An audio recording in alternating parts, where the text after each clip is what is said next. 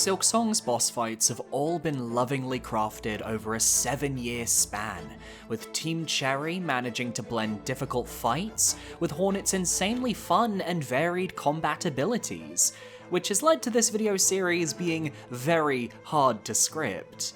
I'm Billy S, and like Silksong's 3-act structure, I'm splitting my boss ranking into 3 parts so I don't go insane in the editing bay. So join me as I rank every Silksong boss from worst to best, starting with bosses 46 through 31.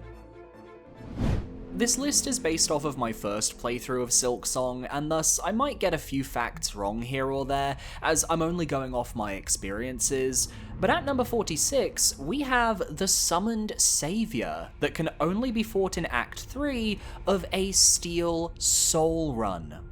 Mass of old masks, swollen and animated by a writhing void, a creature born of a bug's desperate hope for strength. Few possess the skill to call the void, and of those that can, none possess the means to tame it. And you know what? I'm one of those with no means to tame the void, because to put it simply, I haven't fought this boss. I'm not strong enough as a player to make it to Act 3 in Steel Soul, and my reward is just a boss that does all the usual abyssal attacks we've come to expect, plus it deals double damage the entire time. And the run back to this boss if you die is an entire playthrough of the game. It could be the best boss in the world, but I would still rank it dead last for that level of commitment. If others feel differently, more power to you, but until we get a Godhome style expansion for Silksong that allows me to practice on all the bosses between me and Summoned Savior, I can confirm I won't be fighting it in Steel Soul mode anytime soon. And before anyone says, oh, just save Scum on PC, I'm playing on the Nintendo Switch too, Lamau. At number 45, we have Brood Mother, the target of the Wailing Mother Grand Hunt, who can be found in a hidden room of the slab. Mad Matriarch of the Slab, rarely seen outside her warren. From her, all jailers are born and bred. With this one vanquished, I hope to have sped the end for that jail and its distasteful order. The Brood Mother falls under a category of boss fight where you must first fight waves of enemies before the actual boss spawns. This is a mechanic that Silksong really enjoys, wanting you to bathe in Hornet's combat prowess and prove your mettle before the true threats come out to play. Personally, I'd rather just fight the boss straight up, but in rare cases it can actually elevate a fight. Obviously not in the case of Brood Mother, as we fight the rather annoying flies of the slab, whom I've already dealt with countless times in the level. Then the Brood Mother appears, and anyone who watched my streams of this fight can attest, I was disgusted from minute 1. The Brood Mother makes Fluke Mom look tasteful. This was the only fight where I felt like ASMR was a mistake. The Brood Mother has a host of attacks she can use to keep Hornet trapped, using her brood spawn to birth fresh flies that corner Hornet in, while using her muck spit afterwards to try and immobilize the player. This is often followed by her grabbing leap attack, where she'll dive towards Hornet, forcing you to either jump over her or eat the damage, and this leap can be repeated multiple times, so you can't get complacent after dodging her first strike. Lastly, she has a wild slam attack where she body slams the ceiling to floor, just like the Gruz Mother from Hollow Knight. It's a nice throwback move, very distinct, and all of her contact does 2 masks of damage, so the Brood Mother can be very difficult if your movement isn't on point. For me though, this boss lands at the bottom of the list simply because it is so disgusting to fight. It provoked a reaction in me that no other boss in the game managed, one where I thought, I never want to fight this thing again. And for some reason, they introduced the concept of the fresh flies she spawns being able to explode once you kill them, but they don't allow the boss to be damaged by those explosions. It breeds this feeling of unfairness. Why do we take explosion damage, but the boss is immune? It's a fucking explosion. Surely being able to use the boss's babies to deal damage is something you would want in a fight like this. It gives more strategies for you to play with and makes a hilarious amount of ironic narrative sense. A real missed opportunity, Team Cherry.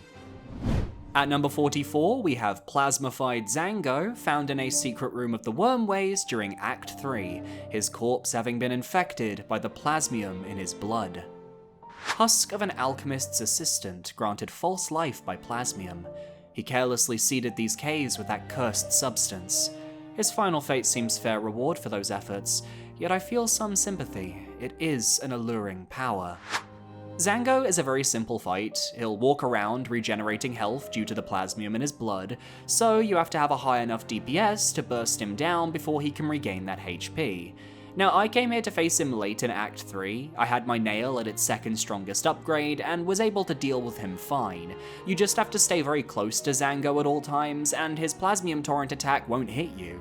Then jump over him when he dashes, and make sure to keep track of his faster movement speed, and you will be golden. I died once or twice while figuring this fight out, but afterwards, had no issues.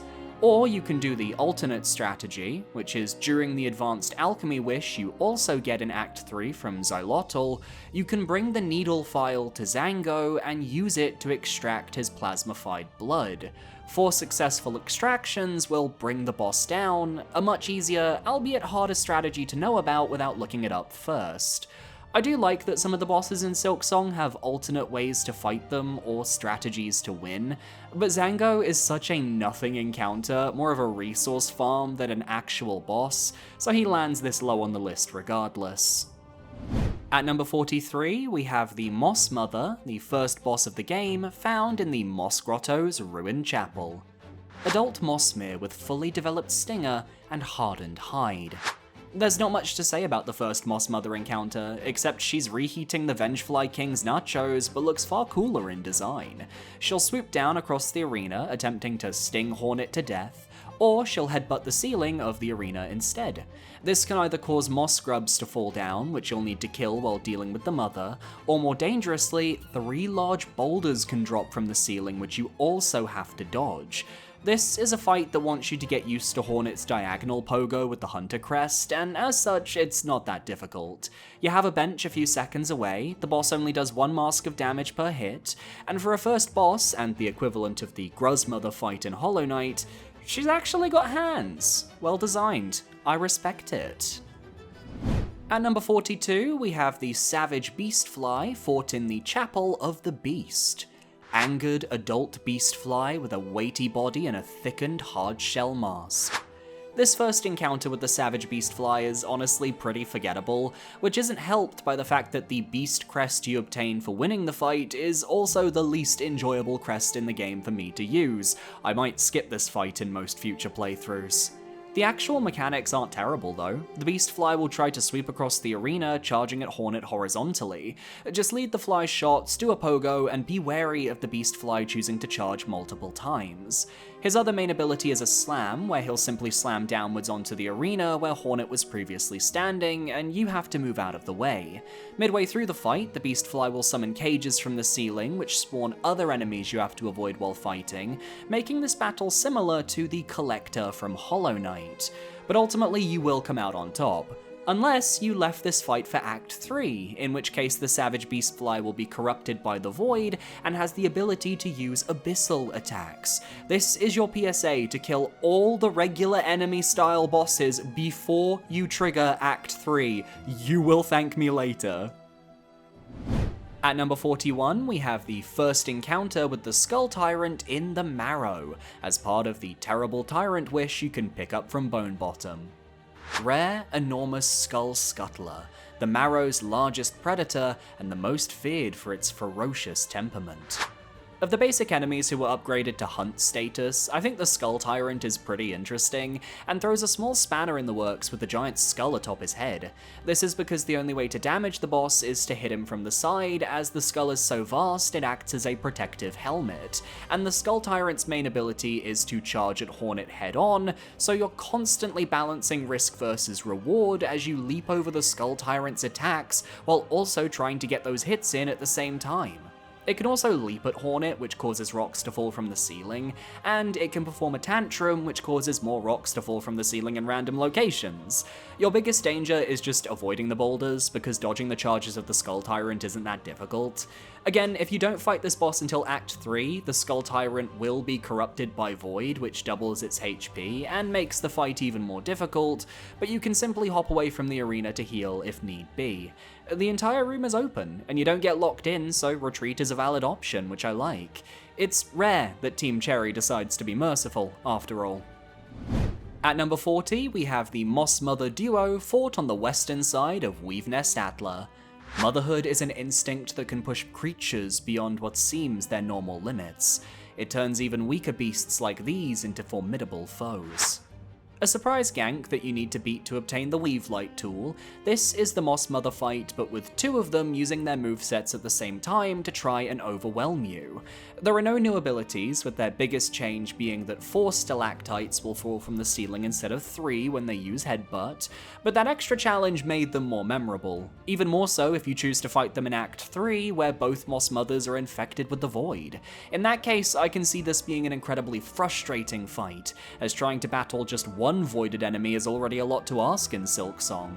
But I can imagine that extra challenge being appealing to certain types of players.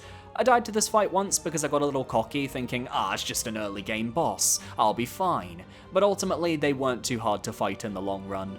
It's a boss where I actually think having 2 of them makes valid sense for upping the difficulty because their movesets are already so simplistic, you're not adding too much to the fight beyond an element of hecticness. And they give a really good tool as a reward, so bonus points there. At number 39, we have the Skull Tyrant refight in Bone Bottom. Though surely fierce, the skull it bears looks taken from an even larger beast. If not for the bones as proof, I would scarcely believe bugs could grow to such scale. There's, again, not much to add to the Skull Tyrant rematch that we didn't already cover in our previous entry. The boss is arguably easier due to the large arena space and the fact it drops less rocks during the Tantrum ability. But it's the surprise of the fight, ambushing you in Bone Bottom and potentially even killing one of the NPCs that leaves it feeling memorable. I didn't see this coming in the slightest, so the moment he rampaged in, I screamed. And defeating him meant that Bone Bottom needed to be rebuilt, highlighting Flick the Fixer's role as the town builder, one of the most MVP of all the NPCs in the game. I didn't experience the Pilby funeral, but I think the fact that there is even a funeral scene for a bug because this boss decides to ambush you and kill said bug in Act 1 is just iconic. Fair warning though, that you do need to do this fight in Act 2 by the latest, as the moment you accept the Silk and Soul Wish, which is what's needed to progress to Act 3, this fight becomes inaccessible. Hey, so funny story, I scripted this entire video series and then realized right at the end that I had forgotten a boss fight. So, to make this easier on myself and to not have to rewrite and re-record a bunch of script, at number 38.5, we have the Watcher at the Edge, found in a hidden part of the sands of Karak. Old warrior guarding the border of their domain, stiffened by time and awoken by song. They held long at their vigil, far beyond the age of their brethren, yet still when roused they swung their blade with remarkable ease. So what are this guy's positives? He's found in a hidden location that was so secret I couldn't find it naturally. Some people would find that as a positive because the sense of exploration is rewarding. For me though, it was a bit annoying. He's in a fairly far spot from any of the benches, he does 2 masks of damage with his large greatsword, and he has surprisingly good mid-air tracking. He reminds me of the big enemy guarding Hunter's March, but souped up with more gap-closing attacks. I like the lore, that he's the last surviving soldier of the civilization of Karak and Crust King Khan, and he gifts you a memento on his defeat. But because he was quite literally the last boss I fought in Act 3 before doing the true ending, I found him extremely underwhelming and lacking in depth. It doesn't help that Act 3 has some of the best movesets in the game with a lot of its fights. Khan, Carmelita, Seth, Lost Lace. By comparison, Watcher at the Edge is a bit naff. I kind of feel like he should have been found in Act 2 as sort of a prelude to what we can expect from the Crust King Khan questline in Act 3. He's reminiscent of those bosses in 9 Souls, where they were just elite enemies but given a boss health bar. Maybe I'm being too harsh here, but then I'm gonna forget he exists in a few minutes, so it's not gonna affect me for too long. At number 38, we have the Savage Beastfly rematch in the Farfields, found after accepting the Savage Beastfly wish from Belheart. Civilization encroaches from this kingdom's crown, but the lowlands are still ruled by great beasts. Its roar stirs something deep within me, some primal instinct. This Grand Hunt is considered one of Silksong's most infamous boss encounters, ramping up the difficulty of the Savage Beastfly fight in a way that definitely leaves an impression. You fight him in the 4th chorus boss arena, above a pool of lava. The boss will sweep across the arena 3 times to try and knock you down. If that doesn't work, he'll then try to slam the platforms you're on, which will actually shatter them. So you need to plan carefully and bait the boss into slamming the platforms you want destroyed to make your fight easier. If the boss dives into the lava, he'll then emerge beneath whatever platform Hornet is standing on, destroying it. These platforms do regenerate after a short while, so you have to figure out that timing and use whatever strategies you can to manage your platforming resources. The problem is that the boss will summon termites, who deal 2 masks of contact damage and 2 masks of fire damage from their explosive fireballs. Basically, go buy the Magma Bell from Forge Daughter, that way you're only taking 1 mask of damage from those fireballs and from falling in the lava, which will happen a couple of times. Beyond that, you just have to stay on top of the boss, focus on any minions, I use the Threadstorm to take care of them, and then find your openings to attack the Beastfly. It's not an easy fight, but it wasn't as difficult or as infamous as people made it out to be, especially as you can control when you go to fight this boss at any point in the game. Just don't leave it till Act 3. Voided Farfield's Beastfly is not something I'd wish on my worst enemies. All I wish is that you'd parry that subscribe button, as over 66% of you aren't subscribed, and it would really help the channel out a ton. At number 37, we have the Pale Stag found in the memories of Lost Verdania. Fabled first clover stag of Verdania's wilds, commands the grass and leaves to aid its attack. Myth made real in memory. The creature seemed completely at one with the flora around it. Did it ever truly exist as I have seen it?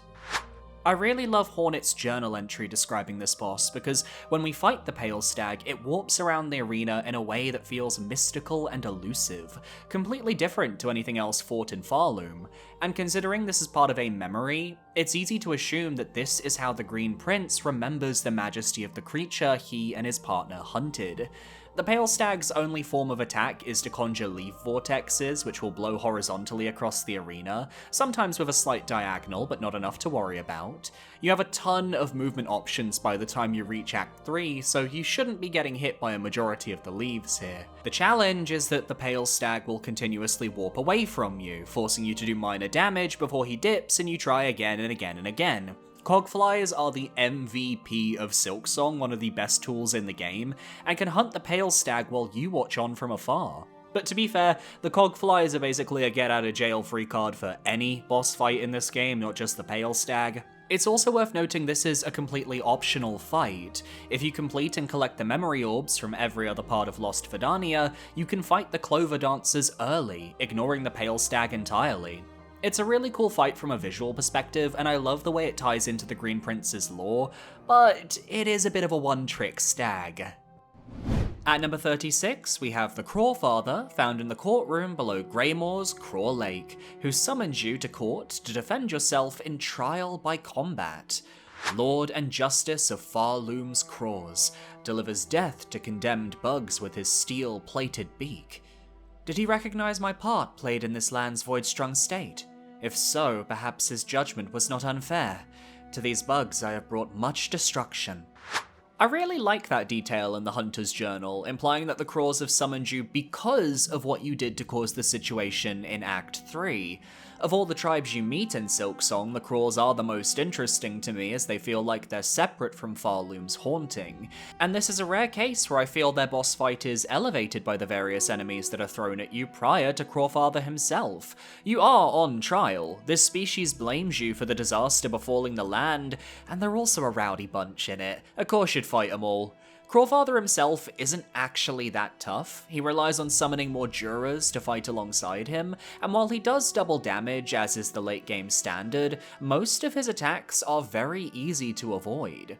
I love his spiked chain attack though, where he launches a series of chains in the background, which burst into spikes after a short period in the foreground.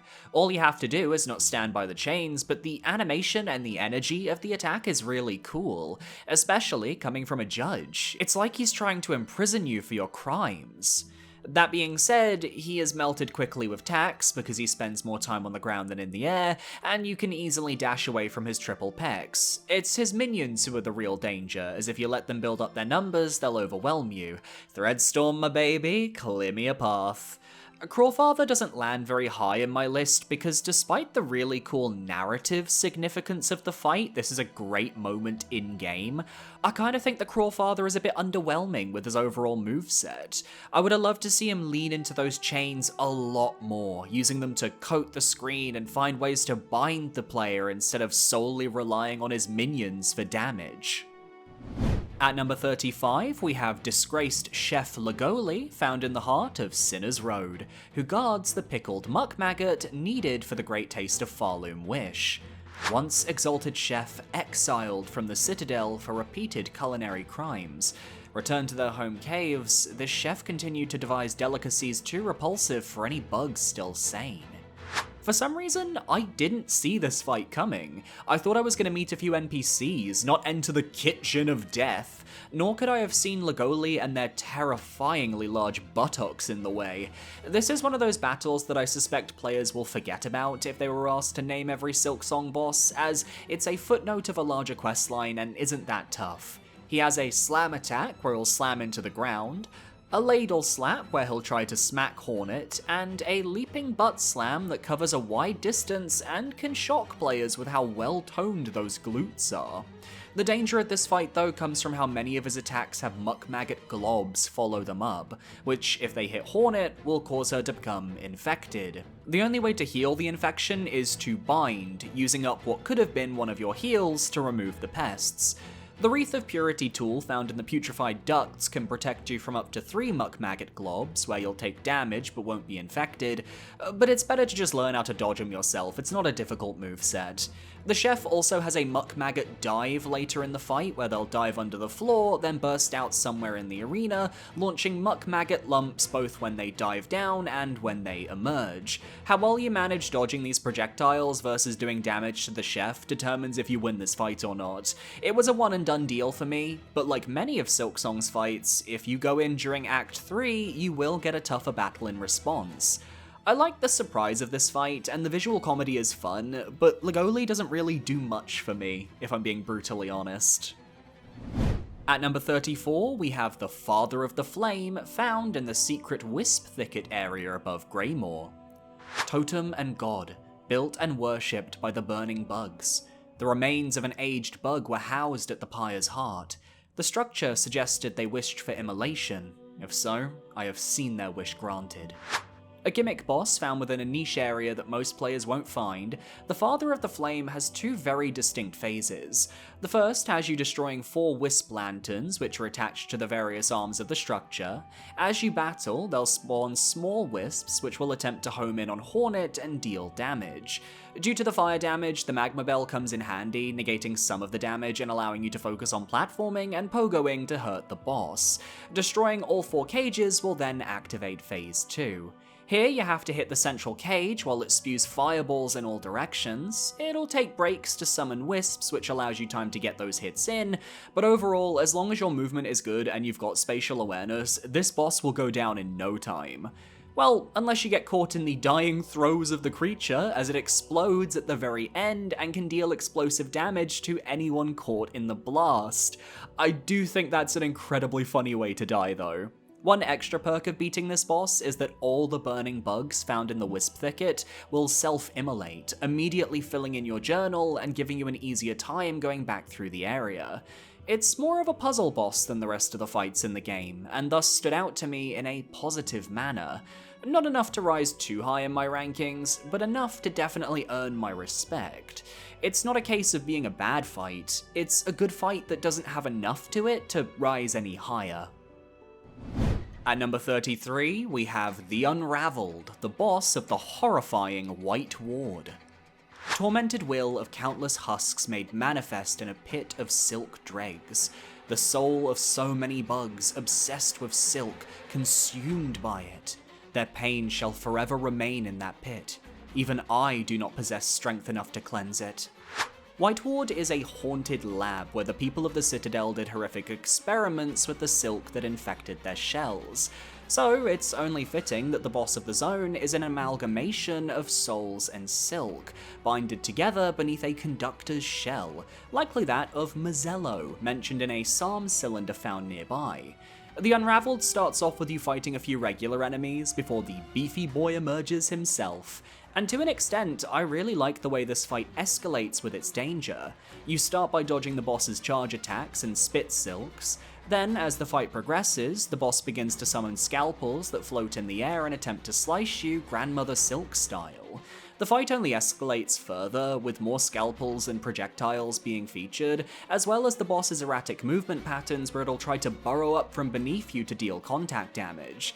This is where I struggled, because the Unraveled has a very large hitbox that is almost too wide for the arena, giving this claustrophobic energy that I found very hard to deal with. I was constantly taking contact damage, not helped by the boss being immune to any form of pogoing. You have to hit the boss from the sides, similar to the Skull Tyrant from earlier, but here the boss has more health and more projectiles in the arena to catch you out. Not to mention it will, midway through the fight, flee and force you to fight regular enemies for a short gauntlet. I don't mind enemy gauntlets pre-fight, even if it's a tad tedious, but bosses who dip out mid-fight are a different thing entirely. I understand the narrative as all these dregs are the souls of those who were lost to the obsession of silk, but from a gameplay perspective it just serves as padding for what's already a pretty tough fight. I can totally see some people loving this battle way more than me, and that's the fun of first experiences, but I find the large hitbox and the ways it can corner you with its burrowing and re-emerging to be a bit too annoying for my tastes. Give me a God Home DLC so I can practice Team Cherry, come on. At number 32, we have Grohl the Great, the Chief of Bilewater, and one of the most hated bosses in Silksong's community. Chief and chaplain of the Stillkin, forever raging against the Citadel that chokes their caves and sees them suffer. This one's strength was much enhanced by Stolen Soul. They are not the first who tried to hoard it or to mold it towards such violent ends.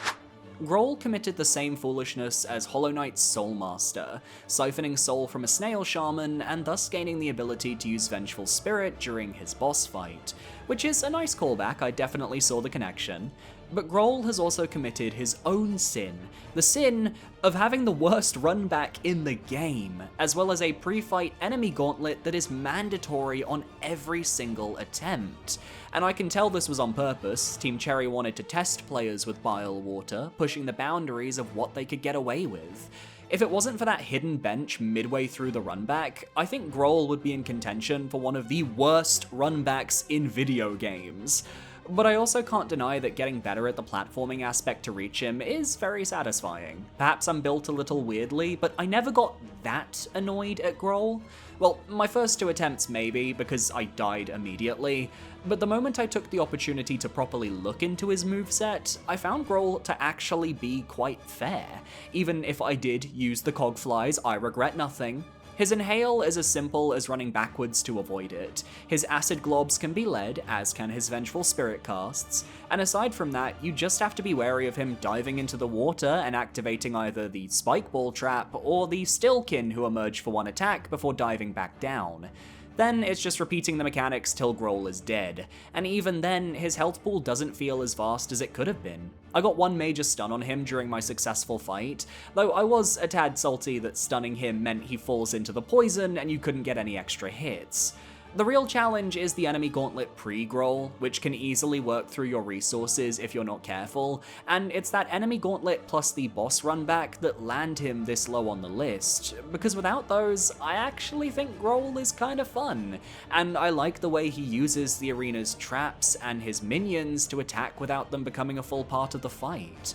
Apparently, you can even stun him with a Pimpilla or Vault Vessel if you throw them into his inhaling mouth, which is just iconic, Dodongo energy right there. But overall, the Chief of Bilewater can't do enough to get out of my personal Act 1. And rounding out this video, at number 31, we have Garmond and Zaza. vigorous old knight and their noble companion, working together to see their lands cut free from haunted madness. They too seek the spectre at the haunting's heart, though I fear that foe would pose a challenge beyond their mortal limits. This is a missable battle that you can only access in Act 2 prior to learning the threefold melody, as Garmond and Zaza will permanently move to Songclave. You have to find this hidden path in the Whispering Vaults, and complete the platforming puzzles within to reach a rooftop area. Then simply unlock the shortcut over to Songclave, return to the room, and the pair will be waiting. Here you get the chance to duel them to hone your skills. It's a fun diversion, but that's all it ends up being. See, Garmond and Zaza don't have the most difficult moveset. Garmond can sweep his horn lance back and forth in an attack that is very easy to back away from. He'll joust towards you, which you can very easily jump over. He can try to drop on you from above, which again is very easy to move out of the way from, and it's very easy to knock the pair off the arena and onto the spikes on either side of the platform, doing extra damage. This is an Act 1 level of difficulty found midway through Act 2, but perhaps this was by design. If Hornet was so easily able to best Garmond, then his ultimate fate in Act 3 becomes a lot more understandable. Not to mention all the death flags he was throwing about by being the last of his village, being an old man willing to throw away everything to save Farloom from the haunting, and yet even so, it was an honor to spar with them. I do wish the fight was a bit easier to access though, a majority of the players will miss it. Not to mention, if you win this fight, it allows Garmond and Zaza to help you during the battle in the forum at the end of the High Halls, so it is worth seeking out that extra help. But the simplicity of the moveset is what keeps him right on the edge of my top 30. And that's part 1. Do you agree with my rankings so far? Let me know down below, because honestly, I have no idea what the community consensus is for a majority of these fights, so I'm certain I've got a few wild takes, and I'm not going to be looking at any more community stuff until after I've scripted all 3 videos, so I can be as unbiased as possible. Be sure to parry that subscribe button so you can tune in next week for part 2, where we tackle bosses 30 through 16, and I want to give a quick shout out to my YouTube channel members for supporting me for another month. It is $4.99, and you now get access to a special Dark Souls 2 Soul Level 1 Let's Play that's been going up 1 episode a week. How exciting. If you guys want to follow me, I've got social medias, I have Blue Sky, I have Discord, and I have Twitch. Thank you for watching, and I'll see you guys next time. Adios.